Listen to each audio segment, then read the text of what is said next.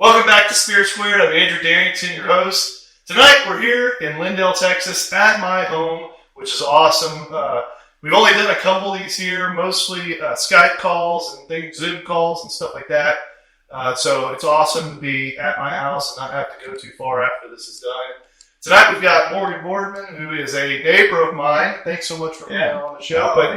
Before we get started, we've got to thank our sponsors. We've got the Vault in the Humidor. Thanks so much, Blake and Virginia. Thanks so much for sponsoring us. Your dollars definitely have helped out with equipment and things of that nature, as well as Red Construction Firm. Thanks so much, Thomas and Martha, for sponsoring us. And last but not least, Hoot and Holler. Package store down in Gun Barrel City. If you guys need any kind of spirits for the weekend, they're the place to hit. They've got a huge selection and they've got really capable employees there. So make sure that you get in there. If you need some fun for the weekend, some spirits for the weekend, get in there and they'll hook you up. Scott and the team is really good down there. All right, back to you, Morgan. Thanks so much for being here. You are the Chief Development Officer for Medsend, correct? Yeah. All right, got it right. You got it right. Yeah. So absolutely. Let's start with what Medsend is, just kind of a high cursory review of what Medsend is, and then we'll get a little bit into you and your background and all that good stuff. Yeah, I'm sure. Glad to be here. And Medsend, I'll make this just a quick flyover summary, but we are what I like to call a high-impact Christian ministry that is focused on bringing the hope of Jesus, and we do that through global healthcare. So healthcare and access to global healthcare is our focus. So think of it in a sense as really modeling what Jesus did. I mean, what Jesus did when he walked on the earth was he met physical need, and he shared about his Father's kingdom. And so that's the model that we follow in bringing access to healthcare. We're in over 100 countries. So in East Texas, when I think of like missionary trips and stuff like that, you think of church trips, and then you think of like mercy ships. Right. How does mercy ships and Medsend, is it similar or is it?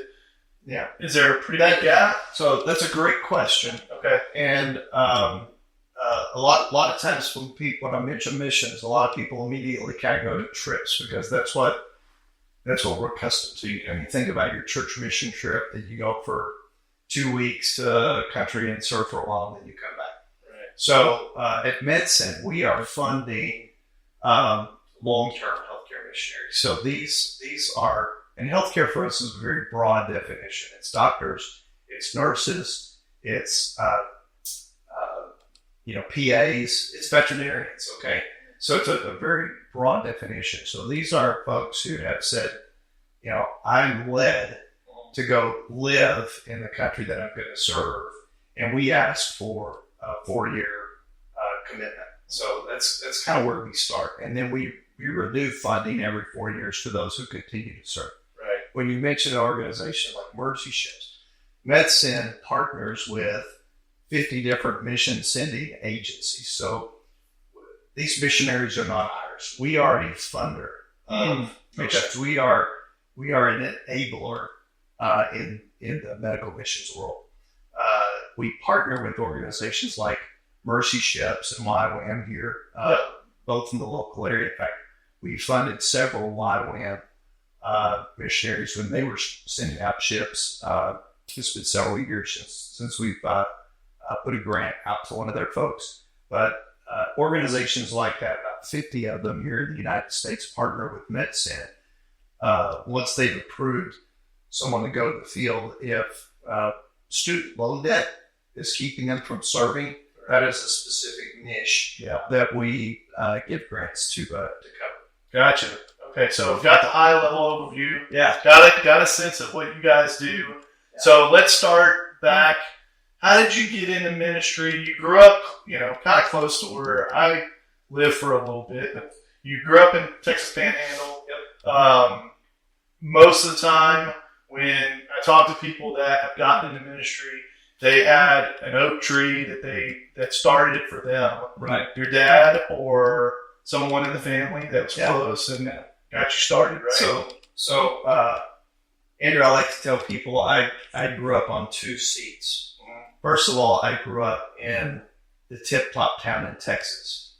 So, this is 80 miles north of Amarillo, Texas, 12 miles south of the Oklahoma Panhandle. Oh, wow. Okay. Line. And so I can tell you a lot of stories about growing up in what used to be called the no man's land area, right? Because Texas and Oklahoma would be the one govern that. And so, who lived there, 150 years ago? Outlaws. Right. People that didn't want to be found. It's people that didn't want to be found. Right. So it's farm and ranch country. Yeah. And I tell people I grew up on two seats. I grew up on the tractor seat. My dad was a farmer. We farmed wheat, maize, and corn. And then he was bivocational. He was also most of my life, I think, starting from the time I was about, 6 or 7 years old. He was the music director of the local Baptist church. Okay. So I learned a lot from both of those seats. I learned the value of hard work. Farming is hard work. Sure. And then growing up in the church pew, I learned the value from an early age of what it means to have a strong faith. And so I feel very privileged and blessed that I had that kind of an upbringing. And ultimately that is what eventually took me down the road toward ministry was I didn't feel led to be a farmer. We all have those defining moments in our life. Yeah, sure. And I had one of those. It was my freshman year in high school. And a hailstorm came through, which is not uncommon in that part of Texas. Sure. Yep. Bad hailstorm. Surprising wasn't a through. Yeah. And we lived in town, and the farm was 3 miles outside of town. So after the hailstorm comes through, I'm old enough then to be helping on the farm and those kinds of things. So we drive out to the farm, and Dad pulls a snow shovel out of the back of the pickup truck. And I said, "What are you doing that for?" And he starts shoveling hail in the back. He says, "I'm going to take this back and show mom." So the hail completely wiped out all of the crops. And it was at that point that he made the decision to give up farming, sold all of his equipment, and go a different direction, which he ultimately wound up spending the rest of his career in ministry, which is what he loved. Yeah. So, it turned out good for him. But it was one of those, I can still see the crops. I can still see the back of the pickup truck. I can still see the shovel. It was one of those moments that you just remember going on. So it was in those years that I think I was already beginning to form an interest in music. I was good in band. I was a good trumpet player. I enjoyed music. And so I began even then to kind of start thinking in that direction. Do you think that, because I lived up in that area, and things are a lot slower and a lot more simple, right? Things don't happen that fast. Technology isn't kind of as prevalent up in that area. Not saying that Amarillo's kind of sheltered or anything, but it's not. It's the priorities are different, is what I'm saying. Do you think that was part of what made things clear for you to just pick something at that early age and just kind of say, "Hey, look, I'm going to dedicate it," or did you? Because you already had your dad was kind of leading the ship, but there's plenty of people that kind of say, "I don't want to be that," right? Or "I want to be the antithesis of this."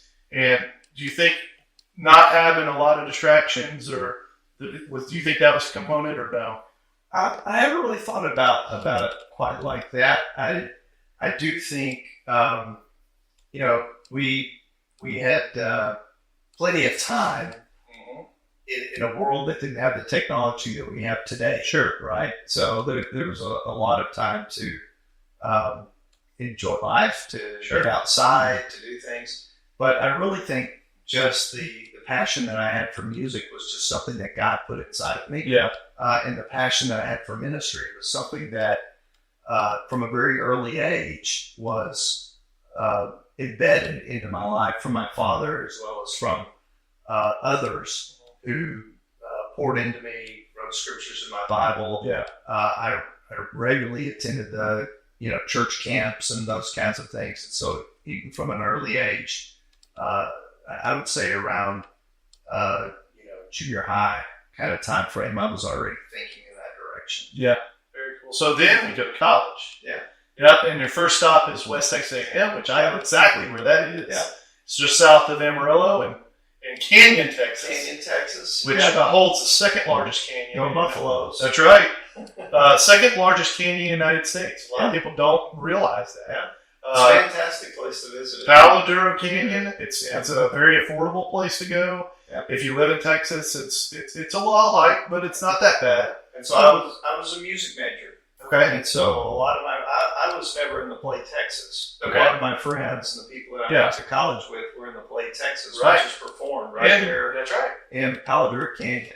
And we'll just give them an unpaid for shout out. Yeah, absolutely. If you haven't seen Texas, it's pretty cool. It's worth going. Yeah, it's worth going. So you finish up your music degree there? Yeah. Okay, so you get a music degree there. And so then, I went in on a band scholarship. Okay. I'll tell you the backstory here. It's a little funny. So this will date me some, but the way that I paid for my first year of college, because we did not come from wealth. Yeah.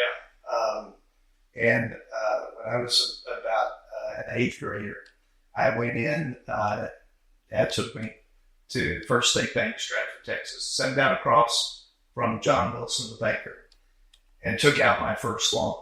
Wow. And I'm there like an eighth grader. And that was to buy a steer for the 4-H show. And I had to tell him how I was going to raise that steer. I was going to take care of that steer, and I was going to sell that steer at a profit in order to be able to pay him back. Wow. For that. And so selling steers and 4-H shows, I saved up enough money that paid for my first year of college. Wow. At West Texas State. So that's a little backstory. Hey, I worked 3 jobs, and I paid cash for my first year of college. Yeah. But it was, a microcosm of what they're having to pay now. It is. And books, I think I couldn't afford books. Yeah. So, of course. If you are looking for a reputable builder with a proven track record and a client base to back it up, give Red Construction and Development LLC a call. Red Construction offers full design build services for new construction, custom homes, and remodeling with free site evaluations. They have an A+ rating with the BBB and are proud members of the Tyler Area Builders Association, Texas Association of Builders, National Association of Home Builders, and the Lindale Area Chamber of Commerce. Red Construction and Development LLC stands behind the exceptional quality of their work and have the expertise, the resources, and dedication to deliver the results you need on time and on budget. To learn more, give them a call at 903-630-8660 or visit them online at redconstructiondevelopment.com.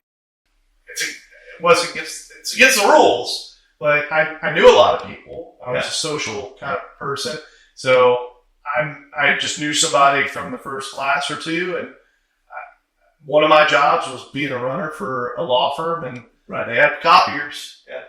So, and they had binders. So I just bound it and made my own books. Yeah. That's just how I got through, and everybody had a book except me. I had a binder. Yeah. And then I would just find as we went through chapters, I'd make more copies. It was a fun time, but I'm dating myself too. We're both dating ourselves. Yeah. And I borrowed money from my dad once. But in addition to earning that money about selling steers, I also had a trumpet scholarship. Yeah. And so I entered college on a trumpet scholarship. And, the idea of being a band director was in my mind. I was good at it. But really in that first or second year of college, and again, this just comes back to my roots growing up in the church and my passion. And trust me, I was not the perfect kid in high school. I made plenty of mistakes and And, that's I shouldn't have like those teenagers too. But by the time I was a senior in high school, I kind of worked a lot of that out. And so my college days, I was highly active in the Baptist Student Union. I grew up in a Baptist denomination, so I plugged into the Baptist Student Union. And I continued to feel this, call of God on my life to be in ministry. And so my second year of college, I actually switched from being a trumpet major to a vocal major. And again, I thought, I'm going to follow in my dad's footsteps here, and I'm going to wind up in local church ministry. Doing music is kind of the trajectory that I thought I was going to be on. Right. Yeah. Then we get to Southwest Baptist. Yeah. So what motivated you to go there? So this was 1986. So I'd finished my college education in West Texas, and again, was passionate about ministry. I was actually working part-time at a church in Amarillo as a youth pastor at that one time. And again, feeling that God was calling me in this direction of ministry, I began to, consider going to seminary. So had several mentors, preachers, music guys that told me, said, well, you've got all the music you need from your bachelor's degree. Right. So you don't need to go get more music at seminary. If you want to be more well-rounded, go the theology route. And so I moved to the Dallas Metroplex in 1986 and started, also joined a church staff outside of Wiley, Texas, in a little community called Nevada. Okay. A lot of people know where Nevada is today. I didn't think right back then, but it's grown a lot since then. So it was an 80-mile commute one way, and I carpooled with two other ministry guys to seminary. And so that's what led me to Southwestern and to begin to study theology there. Yeah. So you finished that. And then, before we get into your degree, into your career, right? We'll talk a little bit about like how you got here, and then we'll jump back to that. Okay. Because I'd like to do that. You moved to Lindale in around 2020. It's 2020. So just before a pandemic. Yep. Right. And I remember you guys driving down, and I intercepted you and kind of gave me the rundown of Garden Valley and all that good stuff. And you brought your mom and dad with you. You built the house and all that good stuff. You're married. You guys, you and Teresa, moved from Garland. Yeah. She has roots here though. Her roots are she's a Tyler girl, so she went to she still called it John Tyler. I don't think they changed the name today, but she that's where she attended high school, and then she's in Apache Bell. Right. So she attended there and was Apache Bell. We also have a daughter that is a Apache Bell alumni. Okay. Followed in her mother's footsteps. Awesome. And went to TJC. So several years ago we were saying what's pinning us to Dallas, and at that point in time there was nothing. We were tied there for a long time, but in 2019, I guess it was, we started talking about moving this direction back toward Teresa's hometown. By that time, our daughter and white grandchild was in Longview, so they're living in Longview. Right. I was not going to move all the way to Longview because I still need to go jump on airplanes and fly around the country. Right. Sometimes around the world. Right. And so I said, well, I played this golf course one time about 15 years ago when you were in town visiting with your mom, and it had been written up as, Augusta, Texas, and these magazines. And I said, let's drive around that area and just see what's going on. So I remember it was close to I-20, and it was just a really beautiful area. And so we drove up through the gates and saw that, they were selling property. And so that's kind of how we got up here. We found you, talked to you about it. And then I think on another trip, um, Teresa came out here, and I was in Dallas working. And the next thing I know, she's on the phone with me saying, "Hey, I'm bopping around in this golf cart with this guy named Andrew." That's right. That's right. I don't know him, but I just jumped in the cart with him. So, she's calling me. You're showing her. Yeah. That's right. And so, long story short, here we are. I know. Fell in love with Sure. the people, with the area, and just love being out here. Yeah, absolutely. So now we got to switch yours back. Yeah. So we'll get into that, like your transition to, because you changed careers to get here. Yeah. But so you graduate from Southwestern Baptist. You're in theology. You've got the band behind you.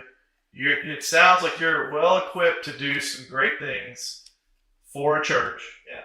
And so how do you end up into church development? Yeah. So, it's an interesting story. And I will clarify one thing. I actually did not finish my theology degree. So Okay. I got about halfway through that degree, was working part-time in the church. Life happens. Oh, sure. Yeah. And, kids come along. It's time to make money. And you need to, change some things up. And so I was evaluating what I was going to do, at that point to just get everything where it needed to be in order to survive and do the things I needed to do. Sure. As, husband and father and those kinds of things. So while I was in seminary, I worked part-time for a consulting company. They consulted with churches and ministries around fundraising. And it was a part-time telemarketing job. It was something to get by while I was attending seminary. I had gone on to serve, in the church. I was still serving the church. I knew I needed to do something different. And I had stayed in touch with the president of this organization, this consulting firm that I was with. And, just got into a conversation with him one day. He said, I've got to do something different. And he said, well, why don't you come back? And I fiddled around with a few other things during that time. I had a small marketing company for a little while, did some other things. But I remembered how much I loved the company. It was a great experience. It was highly professional. You walk in the doors, you feel like you're walking in some big law firm or something. It was just very high-end professional organization. And I said, I think I want to do that. So in 1994, I went back to this company. The company was RSI. It's no longer in business. It's Smith Resource Services Incorporated. And at the time, it was the largest fundraising organization in church ministry, Christian ministry space. And so I went back there, and I spent 23 years. So, what I tell people is I thought my trajectory of ministry was to be in the church. Yeah. And I grew up in grassroots. My dad was in the church, and that's just what you do if you're going to be in ministry. But what I learned is there are a lot of ways to do ministry other than just in the church. The church certainly is a strong platform for ministry, but there are other opportunities for ministry as well. So this was a for-profit organization, not a nonprofit. Yeah. But it was an organization that came alongside churches and other nonprofit ministries and other organizations with the strategy around fundraising. Right. So the second year that I'm there, the owners of the company learned that the largest philanthropic fundraising organization in the country is for sale. And they buy the oldest, largest fundraising organization in the country that's working in the education and healthcare space. So we now not only have a strong focus in the ministry space, but we have a strong focus in the general nonprofit space. So, over the years that I was there, our sales, I guess, probably grew from about 10 million a year I joined to over 40 million just in sales revenue at our height during those days. And so it became a really great career path for me. Sure. I was able to move up, in the company over those 23 years. I came back as a mid-level manager working mostly in the marketing arena, and ended my career there after 23 years as senior vice president with responsibilities in sales, marketing, as well as consulting, teaching, training, coaching on this whole area around fundraising. Yeah, so help me understand the breakdown of a fundraising effort, because I obviously have no experience in it. So a church comes to you and says, hey, we need a new wing, or hey, we want to upgrade our main celebration area, and maybe not retire our old area, maybe turn it into maybe a kids wing, or maybe it'll be for adult groups, right? That can focus on certain things, or counseling, or those types of things, or maybe we want to have a larger footprint in the area. So what does that look like? Obviously lots of meetings, and there's a lot of people involved, but how would you pull that together? I know you kind of do that now, but in those days, walk me through what that looks like. So let me answer that question, and I'm gonna give two answers. Okay. And the first answer I want to give, I want to put it in kind of the context of the greater concept of philanthropy, and then I'll walk through the process. Yeah. Because I love to talk about raising money. I mean, there aren't very many people that like that. I mean, not many people grow up and say, I want to be a fundraiser. Most people kind of land right there the same way I did. Yeah. There's some path that takes you into this world of talking about money and donations and asking for money. And so I, for about 10 years now, I've been classified as what we call CFRE. It's a Certified Fundraising Executive. Okay. You have to prove that you can raise at least $2 million. I think it's over a 5-year window. You have to complete, I think it's about a 200 level general questionnaire around fundraising, all the way from marketing to major donor fundraising to planned giving and legacy giving. So it's a fairly intense process to go through that. So I've spent a lot of time studying American philanthropy. Okay. And I love to point out that, as Americans, we are, the most philanthropic people in the world. I mean, we give money away, and we give a lot of it away. I think the most recent numbers, I think over $500 billion. Billion is given away in this country to philanthropic causes. That's a report that's put out every year by the Philanthropy School. I believe it's the University of Indiana that puts that out, and it's published by an organization called Giving USA. You can Google both of those if you have an interest in Indiana. But people love to give to those things that they care about. And so one of the things in the world that I was working in is that, many ministries in particular and other nonprofits, this place where, ministry and raising money or talking about money sometimes becomes kind of that awkward place.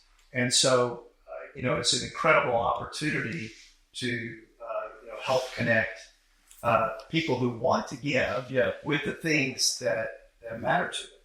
And so I like to give this analogy. And sometimes I'll draw two circles on a whiteboard. If we had a whiteboard, I'd draw for you, but I'll just do it in the air here. But in one circle, I'll put, the name of just put your nonprofit, right? Whatever you want to call it. So inside that circle, say, well, how do nonprofits think?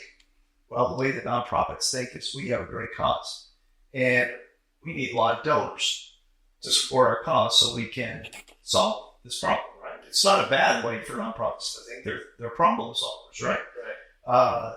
But in the other circle on the whiteboard that I'm going to draw, I'm going to put the donor, the person that's giving, because inside that circle, if I think, how is the donor thinking? They're thinking, I personally want to do something in this world that makes a difference, right? So it's an internal drive within all of us to make some kind of a difference in the world. And that looks different for everybody, right? Some people have a passion for ministry, like I mean. Other people have a passion for the homeless, or if I have a passion for, pet rescue or something like that. Cleaning up the ocean.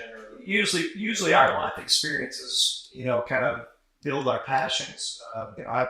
We had talked about this a lot, but my journey after sister after cancer, there's passion there for funding cancer research. Teresa had 2 family members attached with heart conditions. There's in fact, she works for the American Heart Association. So she has a passion for those kinds of things. So the perfect world of fundraising is where those 2 circles come together. Right. There's the nonprofit who has a great cause that aligns with the donor's desire to make an impact in the world. And when those come together, we have partnership. And that's the best place in the world to be from a fundraising standpoint. Is connecting those dots. And so a lot of my role in fundraising, I look at how do I help connect those 2 circles for people, both for the nonprofit as well as for the donor. So the specific need isn't really what you focus on. It's how can I merge as many folks that want to give money to the agency, entity, ministry, whatever it may be that needs it. Well, I think it's a combination. Here's the thing: people get to vision, and so let me get into the process now. Okay, because that's a perfect segue. You got to go into the process. So one of the first things that we'd say is people give vision, and so we would help our clients craft. And anybody in the fundraising world will be familiar with this terminology. If you're not, you're probably not. We call it a case for support. A case for support is simply sharing a bit of a history around the organization, how it got started, what prompted the need, what problem are we solving, right? Kind of a lead up to, so where are we today? What are the new challenges? What is the new vision? Where is the future pointing? And what is the impact that's going to make, the difference that's going to make for our cause, for whatever the need is. And then to begin to tie in the dollar amounts to that. Okay, so I've got a strong history that's building credibility. I've got the present reality and what the future holds and what it's going to take to accomplish what the future holds. Gotcha. Then, we begin to build a strategy around how we're going to fund that. So obviously those dollars that tie to that vision have got to be raised. Yeah. So when it comes to raising the funds, that case for support becomes the key document. That's usually anywhere from 3 to 5 pages of how we're going to build marketing and communication materials around that. So you got to present that need in a way that people can get their head around to understand it, build the credibility, and show what's needed. And then you've got to have a plan for how you're going to get that information in to people's hands. So that's the storytelling part about it. And there's usually some video in there, right? Right. Because you've got the opportunity to do some drip campaigns in the church environment where you've got we'd call that a captive audience, right? Sure. Some people will call it 50 weeks of asking.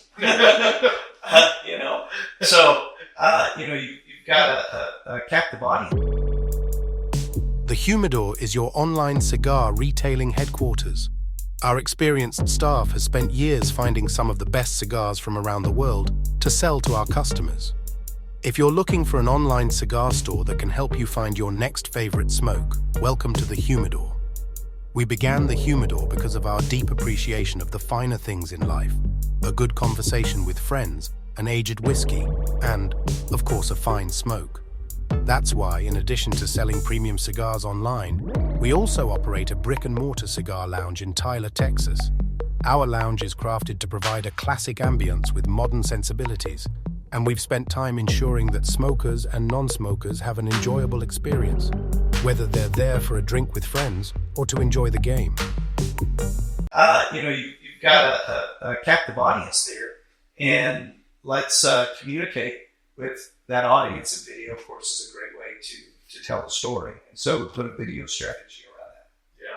Yeah. In addition to telling the story, which is what most of us hear, right? Is the story. Hey, this is great things. That's the emotional. That's the emotional component. It touches people's hearts, which people give. So people give one to vision and to impact, but they also give out of their own desires. That circle we were talking about earlier, those things we're passionate about. The clients we were working out were already integrated into the church or the school that I might be working with, and those kinds of things. And so that affinity was already there when it came to sharing and casting the vision. Then we would bring in the science of fundraising. So you've got the emotional component, you've got the storytelling, but there's also the science to fundraising. The Pareto principle, also known as the 80-20 rule, is alive and well in most nonprofit organizations. If there's an organization that you're supporting, just know the Pareto principle is probably very, very much alive in that organization. It's 80% are giving 20%, 20% are giving 80%, both in dollars as well as time. Yeah. Right? It's just normally the way that it works. And so we would build a funding scientific chart, if you will, that reflected that breakdown for the different funding levels that would be needed to hit a target. So all of those different things that you were describing a little while ago, we need to do this wing or a children's wing or retire some debt, or we take that total pie, that total number, that becomes part of the case for support, what it is that we're doing. Right. And then that has a number, and then we take that number and we break that down. And typically, your top, I would say 10 to 15 gifts in a capital campaign are probably going to make up 50% of your target. Right. Top 10 to 15. And then we'll go from there, of course, depending upon the size of the organization. But I'd say, the next 100 to 200 probably going to make up, by the time you add both of those two components together, close to 70 to 80% of your target. And then you bring in everybody else, and that becomes your big marketing push and all that kind of thing. And that kind of rounds everything out to the last 20% in for a fundraising campaign. So that's a real broad, kind of simplistic way of the science and the storytelling that goes into how do we build, a fundraising campaign. But ultimately, I tell any client this, ultimately the donor gets to decide. Your job is to make sure the vision is clear and they know what's needed. And that's why we put those charts together, because if someone doesn't know what you need, how do they know what to get? Other than just, I'll give you something, right? That's great. But if you know what's needed, that informs your decision, and then you're already compelled because you care about the organization. The organization's done a good job putting the vision in front of you. Then, the giving level totally changes based upon just sharing that information. Yeah. Ultimately, the donor gets to decide. Right. Yeah, like I told you before we got started, like for me in college, raising money was just get some squares together. Okay, how much money do I need? Okay, how much per square? And then I'm going to let whoever wins it keep half, and then the other half goes to the cause that was identified or whatever. And most of the time it was pretty simplistic, and then you just find people to buy squares and you're good to go. It's still used today, right? And typically it's a kid that's needing equipment in some way, or it's a fundraiser for someone who suffered a tragedy or something like that. Right. And it's a simplistic way of looking at a need and then finding folks. I appreciate you breaking that down. Yeah. So you make a drastic decision at 55, which is after 23 years of being in a career. Most people or just, hey, look, I'm going to ride off the sunset and this is what I'm going to do. And you make a transition not only from Garland to here, but also in your career. And now you're at Medsend. Yeah. Obviously, it's a hard decision to make at that stage, but what sold you about, because you had other opportunities, what was the, kind of the defining factor that made you say yes to Medsend? Yeah. So, the career that I had been on was a wonderful career. I mean, I have to say the 23 years that I spent there was an incredible blessing. I grew tremendously during those years. I had the pleasure of being connected to capital campaigns that raised over $12 billion during those years. They do that all by themselves. So connected to this team effort, a lot of people working on teams to make that happen. But just saw some incredible things happen. But toward the end of those years, there were several transitions that happened within the company. The founders had stepped out. They had sold it 2007, 2008 had been, obviously very hard years here. The bursting economic bubble burst that happened there. And so those investors sold it again. Yeah. And so it was kind of like this domino effect that was happening.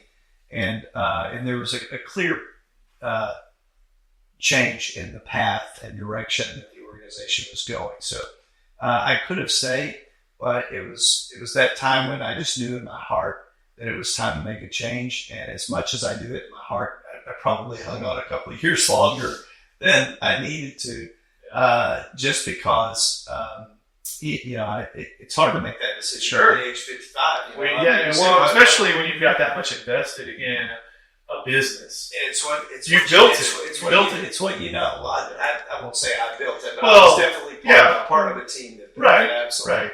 Yeah. And some incredible people that I work with. And you're proud of what you're doing. Through those years. Yeah. So you make the transition. Yeah. So I began asking the question, what's next for me? And, that had been my ministry, right? So, I've still got this call in my life that started, in my 8th grade or whatever, to be in ministry. And what I didn't know is I was going to be in ministry in a for-profit organization for 23 years, coming alongside the ministries around the strategy of raising money. So that's what I do. That's what I've spent my life doing. And so I began to look and to search for what that might be. I was invited to start a division for another fundraising company, competitor, if you will, that wasn't working with churches, that wanted to work with churches. So I was invited to do that. I thought, do I really want to, go start, another competitive organization out there? Because there's quite a bit of competition in the space already by that time. For a number of years, we were one of the only games in town. But the competition was significantly greater about that. And I just thought, I just don't think I want to do this. I want to do something different. And I felt in my spirit that God was leading me back to, for a number of years, we were one of the only games in town. But the competition was significantly greater by then. And I just thought, I just don't think I want to do this. I want to do something different. And I felt in my spirit that God was leading me back to being inside of a ministry. Mm-hmm. And at the same time, I thought, I really don't think I'm supposed to go back into the church. I'm supposed to do something inside of a nonprofit ministry that can use my skills, my abilities, that's doing really great work in the world. And so I began to look for that, not knowing exactly what I was looking for. And there were a couple of medical missions organizations before Medsend that I had the opportunity to visit with. And in both cases, I thought, no, this is really not for me. I don't know anything about medical missions. And, I'm not a doctor. I know medical missions exist, but I'm called to ministry. And I wasn't thinking of medical missions as ministry. And I think a lot of people think that way, that medical is a a helps ministry, that it's humanitarian kind of fundraising or kind of need or kind of cause that's being met. And that's the way I was thinking. I was thinking in that direction. And yet in my heart, I said, I want to be in ministry. And it's at that point in time that I meet Rick Allen. Rick is CEO of Medsend, and we get connected. I think we connected on LinkedIn. And so we start a conversation, and we have a really good phone call. And in that phone call, he really helped connect the dot for me on how, what Jesus did was heal people. Yeah. And he shared the good news, the gospel message shared about the kingdom. I thought, okay, this is beginning to kind of make sense to me that, the motivation, particularly for Medsend, and I can't say this, about every organization, but for Medsend, the focus is on bringing the love of Christ. We believe that Christ commanded us to love their neighbor, and that means everybody. Yeah. And he told the disciples, go and heal people. If you get in the powers and go and heal people, tell them about me. And so that dot was connected for me. And then I looked at the organization. So first Rick told me, and then I looked at the organization. And having been in the nonprofit fundraising space for 23 years, I knew what to look for in a nonprofit organization. Is there a strong board? Is this organization board led? Was a making a break in for me. I mean, you've got to have a strong board and be a board led organization in order to be an LD nonprofit. So I looked at the board, and Medsend has an incredible board led by some incredible people on our board. I asked for permission to speak to the board president, chairman, before I joined. Board chairman is sold on the ministry. Board chairman will support fundraising. Board chairman will support me. So every box was just getting checked. It's ministry focused. As a strong board, a visionary leader. Rick Allen is incredible. He's one of those visionary leaders. Very motivated guy. I listen to his podcast. Yeah, he's a motivated dude. He's the visionary. Yeah, that's it. He's really incredibly inspiring. And so after 23 years, I made the decision to make that change and to go to Medsend. So I tell people, Andrew, I say I'm a slow learner. It took God 23 years to train me for what I'm doing now. That's right. Yeah. Vault Arms is your premier destination for all things firearms. Extensive selection of handguns, rifles, shotguns, and accessories. Knowledgeable staff to assist you in finding the perfect firearm to fit your needs. State-of-the-art gun range equipped with the latest technology for a safe and thrilling shooting experience. Take advantage of our professional shooting instruction and training programs suitable for all skill levels. Host your next group outing, corporate event, or bachelor party at our spacious and secure shooting facility. Committed to promoting responsible gun ownership and firearm safety. Fully licensed and compliant with all state and federal regulations. Medsend, I was reading over some of your material. You kind of have two paths, right? That folks can go. Yeah. Talk to us a little bit about those two paths, or however you want to phrase it. I don't want to take words out of your mouth, right? That's what I read into it that you guys do. Yeah, so there's really, it's simple. I'll call it two paths, four initiatives, but we're pretty easy to understand. One, we raise money, we give it away. Right. So we don't run a lot of programs. We do run some, but not a lot. But we enable medical missions to happen. So when you talk about two paths, we talk about two paths, one destination. They're both leading to the same path or the same end point, and that is to share the love of Christ through helping your missions. Right. So we fund Western healthcare missionaries. That's path one. Right. And I described that a little bit when we kind of opened up our talk tonight. So we give grants, and those grants are for Western missionaries who are committing to 4 years or more serving on the mission field. And by the way, the mission field is over 100 countries. So there's obviously a lot of that in Africa. There's a good number of that in Asia, even in some Middle Eastern countries. Okay, these are hard places where there's very low access to good health care. And it's also here in the United States. So, for example, we call that our domestic program. So we're funding Western missionaries who are serving in underreached areas in Chicago, in Philadelphia, and in the San Francisco area. So we're looking at places inside the United States as well. That funding is needed to place someone. And again, that is typically going to cover student loan debt. That's keeping them from serving. There's some government programs that help with that, but it doesn't take care of everything. And there's got to be a solution. They can't go and serve. They're feeling a calling to serve that in that capacity. Yeah.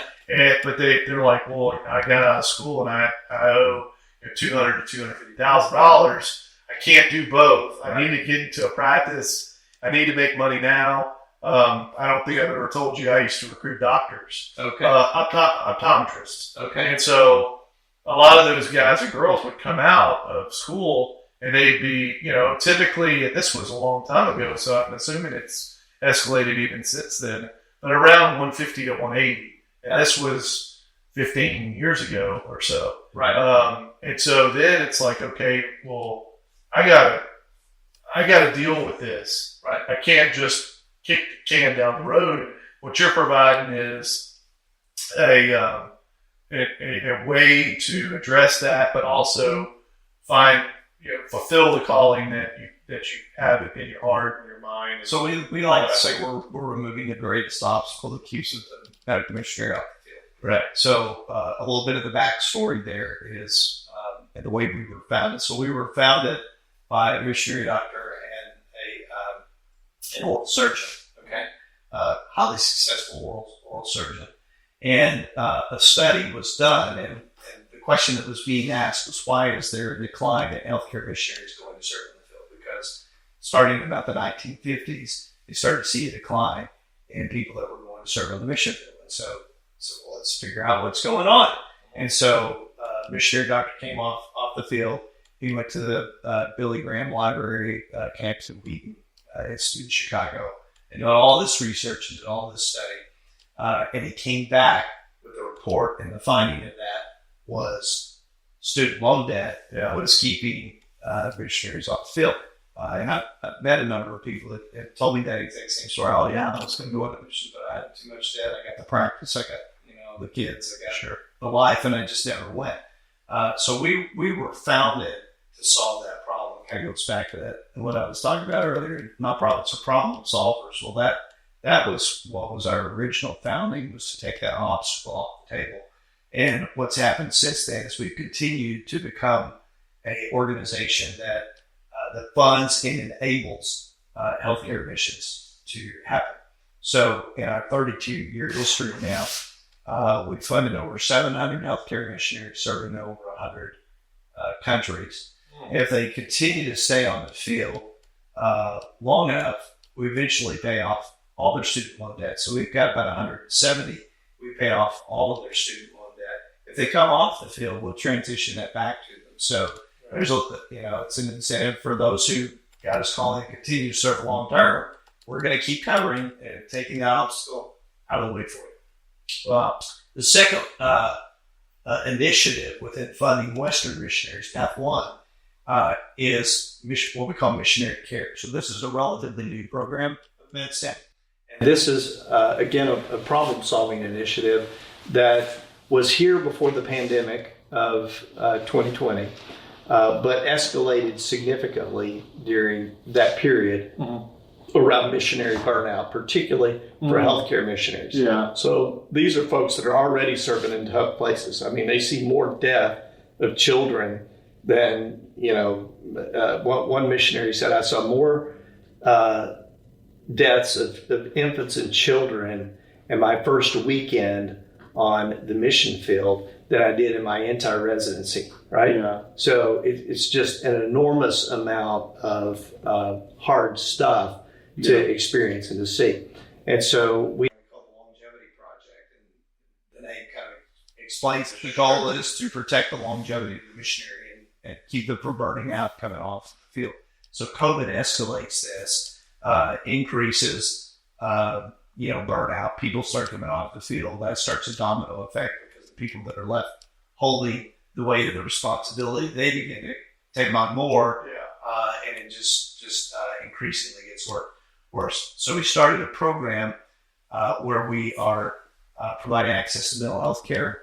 Counseling, we see a lot of PTSD. Situations. Yeah, for sure. Absolutely. We see moral injury, and a lot of people don't know what moral injury is. It's kind of a new term, but the way that one doctor described it to me is moral injury. You can't necessarily treat with medicine. It's more of a spiritual condition. Right. And it's that moment when you've got to do something that goes against your highly immoral beliefs, but you've got to do it anyway, and that wounds you. And so the best correlation I could make to that we might understand in our Western culture is how the pandemic affected healthcare workers here in the United States, who were having to make decisions. They had only so many ventilators, but they had more patients that needed them than they had ventilators for. And somebody had to make a decision who gets the ventilator and who doesn't. Yeah. And so that, I literally made a decision on who's going to live and who's going to die. And so those kinds of things can become incredibly difficult to bear, a burden to bear. Sure. And so coming around these missionaries who are serving in these places that are so difficult and so hard, with access to mental health care, counseling, access to spiritual nourishment. So we'll bring pastors in alongside of them to help them with these kinds of things. We built in what we call Sandcastle weekends, where Medsend will give a grant so they can take their family somewhere close to the region they're serving in. Kind of like a weekend getaway, right? Yeah. These are just recharge battery, short, getaway. Let's recharge as a family, because most of these folks are on the field with families, right? It's the missionary, it's the spouse, it's the kids, it's everybody. And then we pull them out for retreats. So we'll pull them out for a full week. We'll go to a really nice location to give them some respite. We'll come around them with resources, with how to set healthy boundaries in the mission field, how to nurture your marriage if you're heart conditions with a never-ending line of need out the door, those kinds of things. And so this is, again, a relatively new program, but it's one of the ways that we're supporting healthcare missionaries. So again, I'll give you an example of kind of how those two needs fit into a story. So most people don't know where the country of Burundi is. No. Okay. I'm guessing in the middle of Africa. It's in Africa. It's next to Kenya and also right next to Rwanda. And most people it seems like there's been more publicity around Rwanda. Canada is a big country. Absolutely. And Rwanda. So there was a movie recently out of I can't remember the name of the movie now, but I saw it. Yeah, well, I think it was called Rwanda because they were basically, the government was killing everybody. Yeah. And I think we went in and helped them and tried to prevent them. I'm struggling with the word, but basically they were just genocide. Yeah, they're killing off their So I'll tell the story Go ahead. around that in a minute. But in Burundi, there's a little mission hospital there. And so this has been over a decade ago, like 10, 12 years ago. There's a group of missionaries, OBGYN, a pediatrician, family medicine doctor, an ophthalmologist. So it's a group that was looking for the right place to go and serve. And they had identified this area, Burundi, which Burundi is typically one of the top 5 poorest countries in the world. Right now, I think it's ranked number 1 poorest country in the world. So obviously a lot of poverty, a lot of need, stories of moms pushing babies, like wheelbarrows for 3 days to get to the only hospital, that they can get to. So those kind of stories, they'll camp outside the hospital until they can be seen. It's not uncommon to see over there. So we fund this group of missionary doctors to go over there. The hospital is, very run down. It's subpar hospital. There's not good access even to drinking water. The electric grids are not good. So they begin to pour not only their skill, their craft into this mission hospital by caring for people, but they also began to build the infrastructure of the hospital. So they've added buildings, they've added solar, they've added drinking water, they have added buildings, they have expanded that hospital to the point now that is the only teaching hospital in the country of Burundi. It's not a government hospital. It's a mission-run, Christian mission-run organization hospital. It's considered a teaching hospital. They began to teach and train Burundians. Like, wow. And to help Burundians there. And so that's the impact of funding people. At the same time, that being the poorest country in the world, just talking about this OBGYN for a minute that I'm talking about, because this is one of the numerous times I've had her speak for me at some Medsend events, and the amount of maternal deaths that she sees, or miscarriages and things like that. And in these countries, when a woman miscarries and continually miscarries, it's not just, oh, gee, I'm not going to be able to have kids. That's not what it is for her. That's kind of where it is a lot of times for us. But for her, it's usually a divorce sense. Right. Her husband is going to put her away. And that's just the way it is in some of these places. Yeah. And so to be able to help solve a problem like that, you're saving a life. You're saving a life, literally, of someone. And so, but it's hard. And which again emphasizes the need for the longevity project coming around the people serving in places like this that are really hard. But that's just one example of the kind of people that we're funding, the kind of work that they're doing, and the kind of impact and difference that they're making in the world. Yeah, I think that the hard connection is I'm a donor here, and understanding those stories, getting those stories to us right here is part of what you do, right? And kind of connecting it to from a long ways away, right? And not being able to see every detail of how that works. But I think it was either in a conversation we had or a podcast that I listened to with either you or Rick, where you guys were describing one provider in an area was serving close to 200,000 people. Yeah. I mean, the enormity of that is unreal. Yeah. To have one or two providers, and it wasn't just one person. I'm sure they have a staff, right? But one physician with a small, probably likely a small staff, right, was serving 200,000 people. Right. Yeah, it's not uncommon to see that. So I was. Well, let me segue into Path 2. Yeah, Path 2. And tell a story that illustrates exactly. Well, you kind of already touched on Path 2, but I think the impact of Path 2 is what you're doing is transforming the region.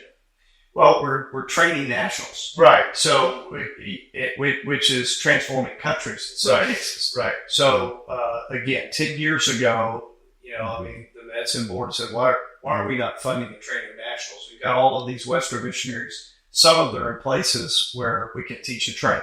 Right. And so why are we not teaching and training? Still, we do this inside the context of our Christian mission. That doesn't change. But let's teach and train them to be, quote, missionary doctors to their own people. Right. And so we started training surgeons and family medicine in residency programs. So residency programs here in the U.S., typically, about 5 years residency program, something like that.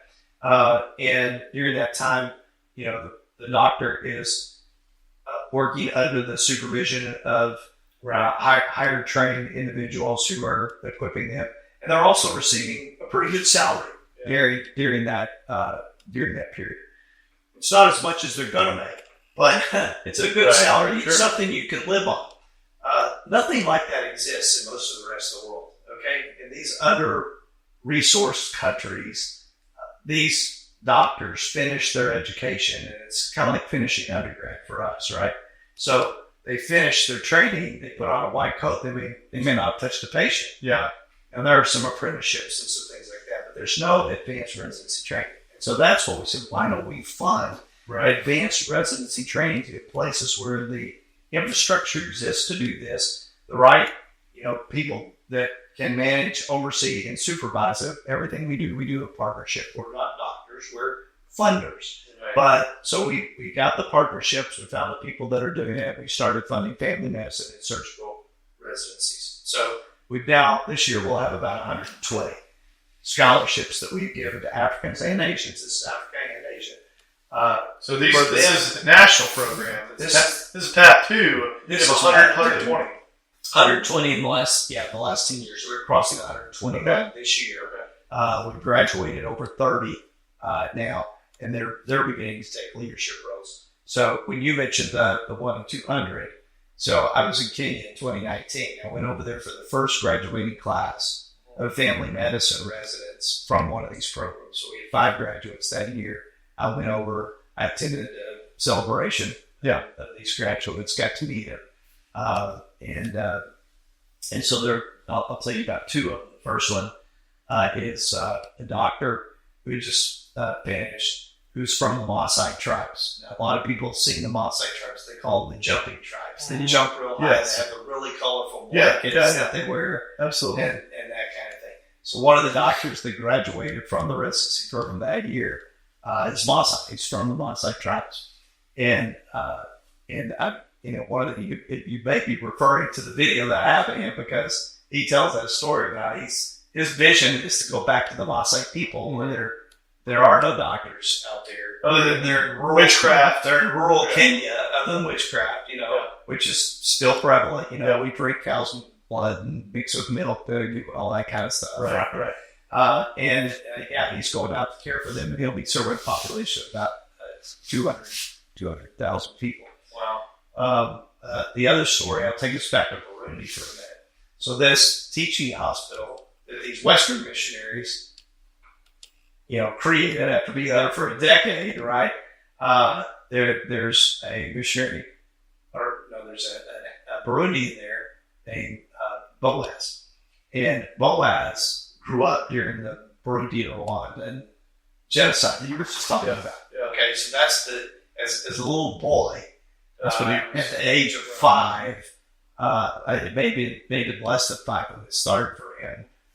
His father, who was a middle-class Burundian, lost everything. They walked away from their home.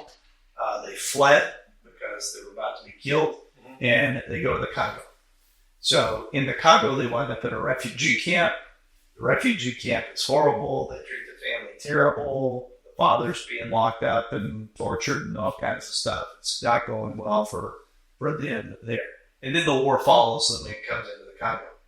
And so Boaz's father says, if we're going to die, we're Burundian. We're going back to Burundi. So they were killing all the men and boys. So Boaz is still young enough. They could dress him up to look like a little girl. So he goes with his mother and sisters back down the road and across the border back into Burundi.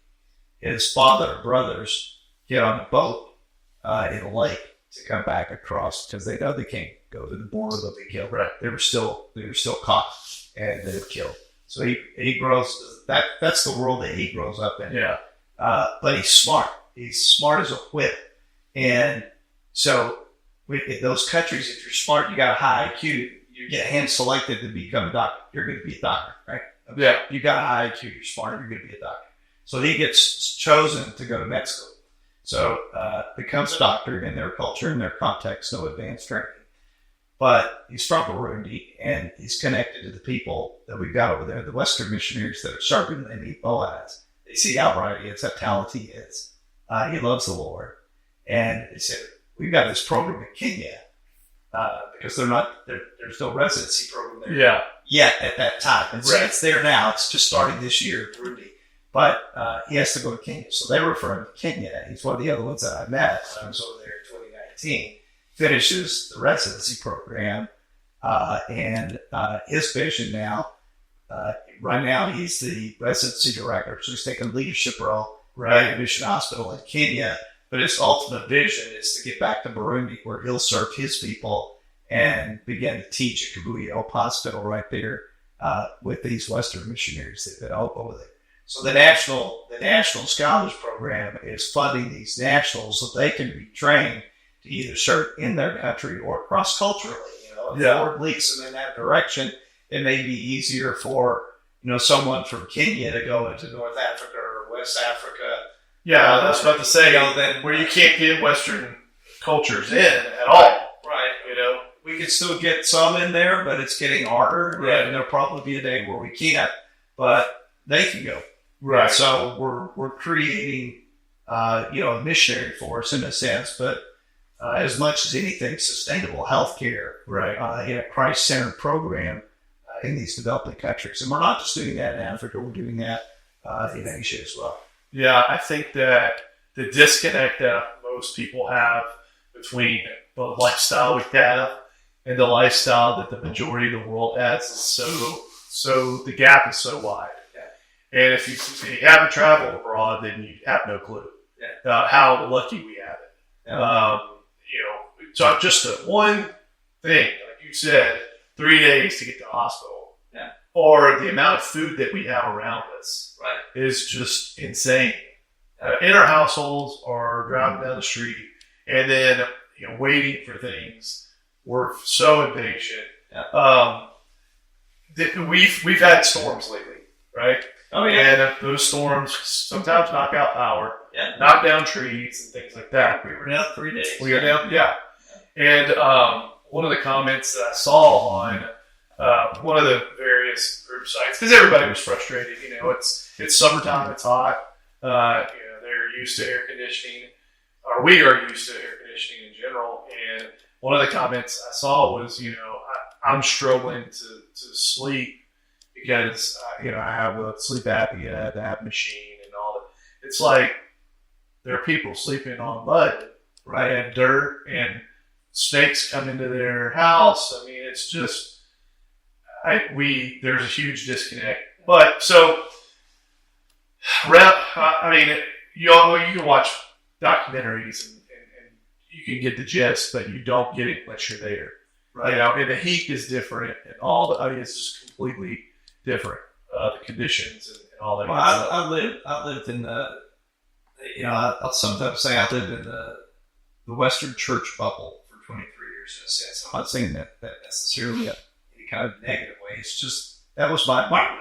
That's where I was. And while I knew, these other things existed in the world, it just wasn't quite sunk into my brain on just exactly what it's like. But now I've been to Kenya. I've been to the Middle East. I have seen the kind of conditions that people live in and the way that they think. We were talking about the Maasai. I went to a Maasai tribe, and we had a Maasai driver. And there's a strong church presence there, right? Sure. I mean, the nicest building in the village is the church that the Westerners are coming to build. Because in Kenya, you can be a Christian. They call themselves a Christian nation. And I drive around with this Maasai driver. He says, well, tell me about your faith. It's all Maasai Christian. Oh, I'm Maasai Christian. Okay. Well, tell me about your family. Oh, I have one wife, and very soon I'll be able to afford two. So, all Maasai are Christian believers. Okay. Right. I said, well, I live in the United States. I can only afford one. Right. Yes. Role reversal. So when you travel in places like that, it just opens up your eyes, and they're living in mud huts. That walk 3 miles to get water. That it's part of the kids' routine to go. Right. So the nonprofits have gotten smart. They've started to build the water wells at the schools, Right. Because if they don't, the kids won't go to school. They don't send their kids to school. They Yeah. send them to get the water. Because they have to have the water. Yeah. So now the nonprofits that do water have come in and they're building the wells at the schools. So when they send the kids, there you go. They go to school and they bring the water home. Hey, podcast listeners, are you in need of some top-notch libations to elevate your next gathering? Look no further than Hoot and Holler Liquor Store in Gun Barrel City, your go-to liquor store for quality drinks. From smooth bourbons to crisp wines and everything in between, Hoot and Holler has one of the largest and most diverse selections in East Texas. Planning a special occasion? Let our experts guide you to the perfect bottle.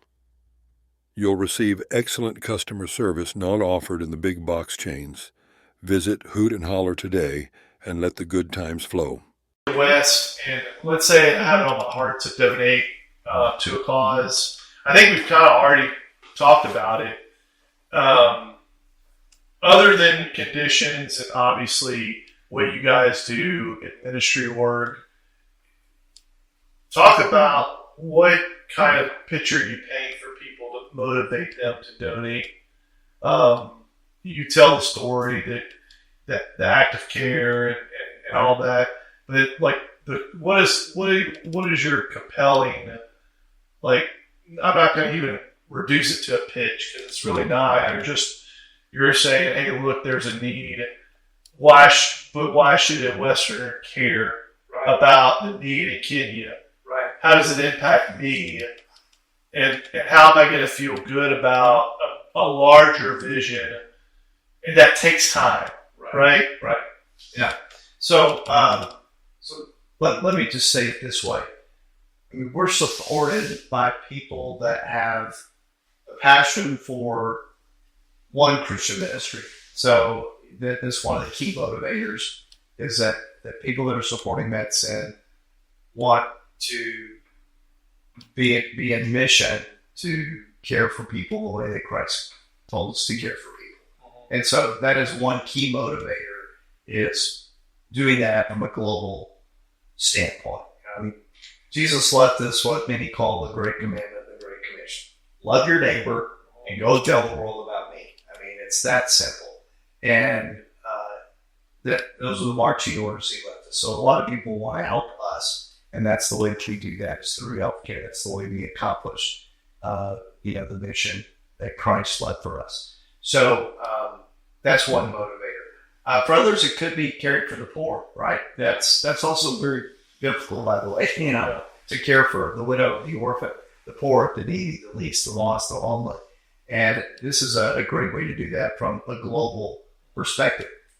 For others, it's building sustainable healthcare in these countries. So we're not, to use the old phrase, we're not giving someone a fish for teaching them to fish. We're providing them. This is job creation that we're doing over there. And so it's, in that sense, I think people are motivated by this. We're reducing dependence upon the West and showing them how to do it on their own.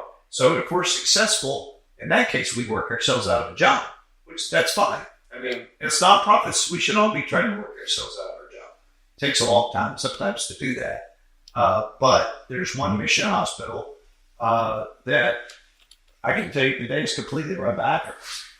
There's no Western missionary leadership. There's still a Western missionary presence there, but it's now totally run by Africans. And I believe there will be a day when more of these hospitals will be led by Africans. So we're building sustainable healthcare. We're doing that inside of a Christian context, and we're creating jobs and opportunity in the future for them. Yeah. So very cool. Those I think are great things to think about. I mean, if your passion as a donor is to create sustainability globally and you decrease dependence on the West, this is a great plan. If your passion is the Christian mission of loving your neighbor and caring for those in these places, this is a great global plan. So we have a number of churches that support us as well as individuals. So we're part of several churches' mission initiative, and that is a great opportunity as well. Yeah, very cool. So if somebody watching this feels it in their heart, they listen to us, they're compelled to donate, right? Or they're like me, and I'm kind of in a path where I thought about doing something like this, but I didn't really know that there was entities out there that could maybe relieve me of that worry and concern, right? Of getting out of school and having debt, or kind of removing that barrier. How would they get in contact with Medsend? So the best thing I can point you to is our website, medsend.org. Okay. MEDSEND, medsend.org.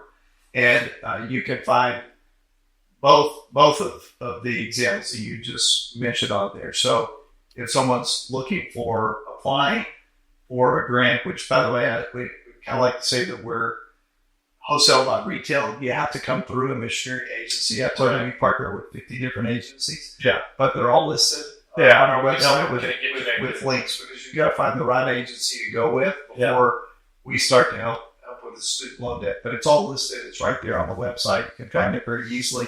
There's some guides in there on how to prepare, how to get ready. So we've got some tools in there for the person that might be thinking about going to live on the mission field and serve. There's some tools and some resources there. For those that would like to donate and help us, I'll just tell you that the cost for us to fund, you mentioned it earlier, about $200,000 in student loan debt. That's kind of the average that we see. We've seen it higher, we've seen it lower, but it averages out somewhere around there. Well, the way that we structure the payments, for us, the average is about $12,000 a year to fund a healthcare missionary from the West. So if you break that down, it's $1,000 a month. If you break it down even further than that, $35 a day, right, keeps a missionary on the field. So we need gifts of all levels. And coming back to your squares example earlier, some people can pick 3 or 4 squares. Some people can only pick one. Maybe somebody can only take half of one, partners with somebody else to do the other half. Right. We need gifts of all levels. But $35 is an easy donation for somebody to make. You keep a missionary on the field for a day. There's no telling how many lives you just saved, right? Yeah. You may save 10 lives on the field with that $35. $12,000 funds a full year for somebody. Wow. Medsend.org, and there's a button on the page. Yep. On my podcast, when we near the end, I always like my guests to recognize some folks that have been an impact on their life, or they've been a mentor.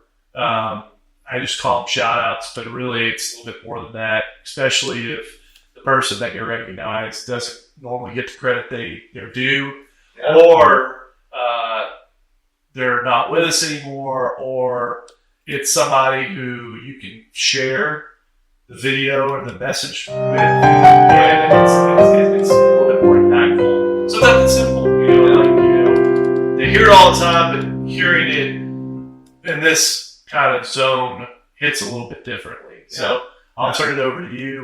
Great. I'll do a couple of shout outs just first for here locally, okay? And one is just the people of Glendale and Tyler in East Texas. We love living out here, and I'm just going to give a shout out to the area in general. We love our neighborhood. You and Summer have just been incredibly gracious to us every trip since we've met you in those early days. Just come out here and driving around. So I'm just going to give a shout out to this part of the world. There's a world of difference between living here and living in Dallas. We live in Dallas. I never would have thought that, 70 miles or something like that would make the difference it does. But we love living here in this area. So that's not necessarily one person, just the whole region. Sure. I feel you. I understand. Yeah, we've been here for 12 years. Love it.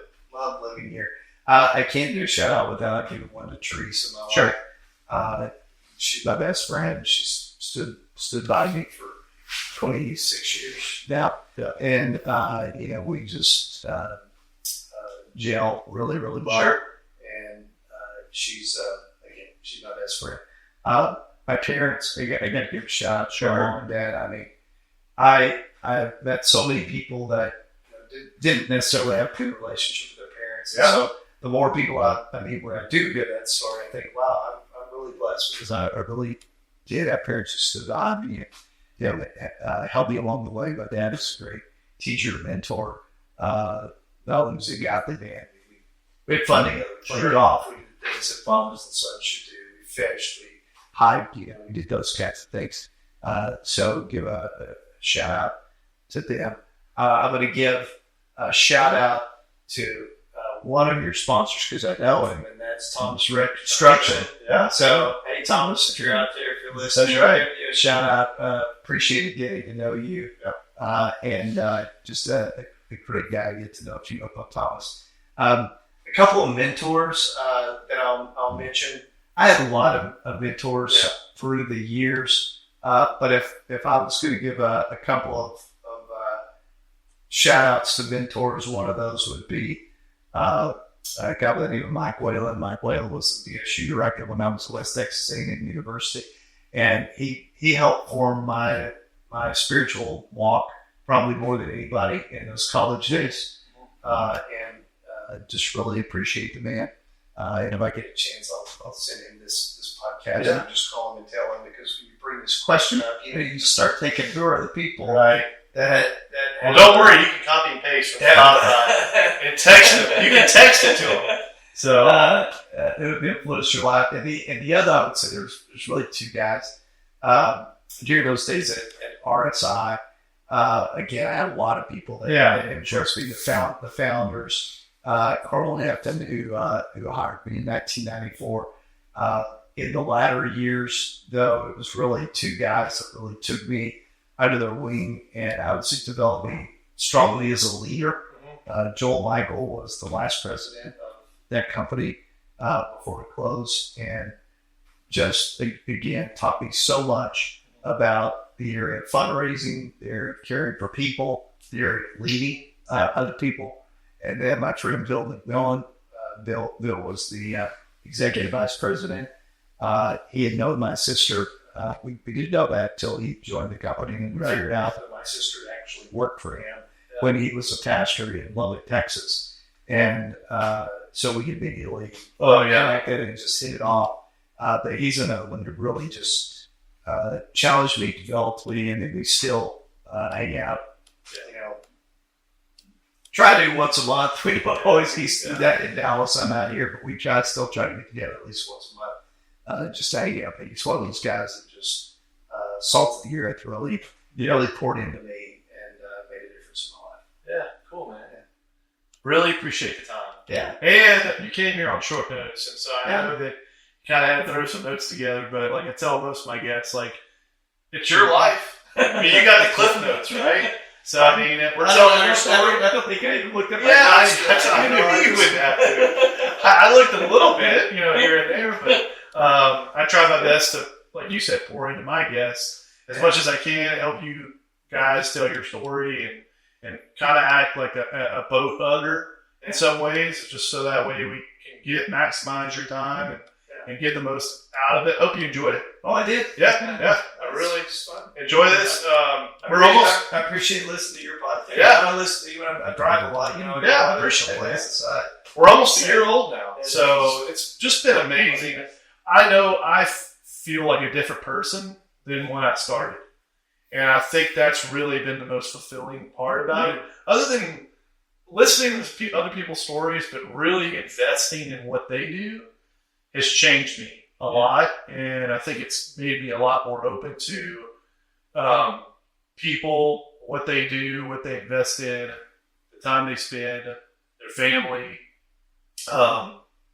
and I'm much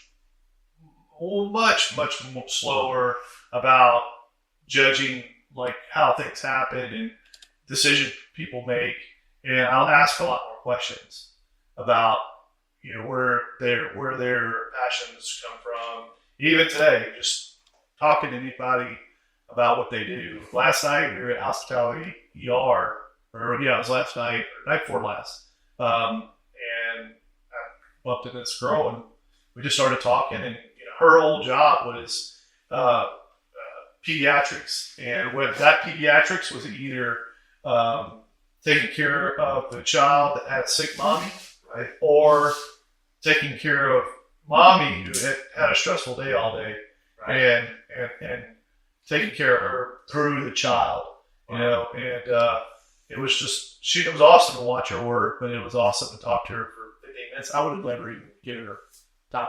Right. So it's been a cool process. Really appreciate you coming on, especially short notice. My pleasure. And I appreciate our friendship and our neighborship, I guess you call it. So for our next podcast, we've got First Tee Golf. Tyler's going to come on. It's a great program. We live on a golf course or near a golf course. And so, obviously, it's a passion of mine. Another fundraising nonprofit that does a lot of good. They do golf. The game of golf is hard, but it solves a lot of things that plague kids. And it teaches teamwork, and it teaches patience. And I know it taught me a lot about anger management. So it's still teaching some people. But we're going to have them on next, and it's going to be a fun time. But I really enjoyed the time. So until next time, thanks so much for tuning in. All right. Cool.